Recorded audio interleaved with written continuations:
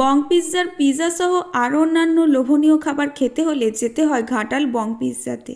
তবে যাদের বাড়ি দাসপুর, বেলিয়াঘাটা, বকুলতলা, সাগরপুর এইসব সাইডে, তাদের যদি এবারে পিৎজা খাওয়ার ইচ্ছে হয় তাদেরকে আর ঘাটালে যেতে হবে না, কারণ 17 ডিসেম্বর খুলে গিয়েছে দাসপুরে বং পিৎজার মিনি আউটলেট। তাই যাদের বাড়ি ঘাটালের থেকে দূরে কিন্তু দাসপুরের কাছাকাছি কিংবা দাসপুরে, তারা এবারে দাসপুরে বং পিৎজার মিনি আউটলেটে বসে খাবার এনজয় করতেই পারো। আর সেদিন আমাদের এনজয়টা ঠিক এরকম ছিল। এটা কি কেরাসিন? আমি জানি ঠিক কেরাসিনের মতনই দেখতে।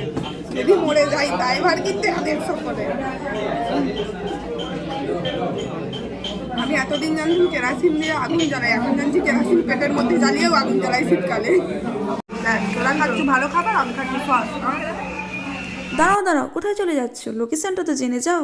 দাসপুরে অ্যাপোলো ফার্মাসির অপোজিটে কিংবা রূপম টেলার্সের পাশে।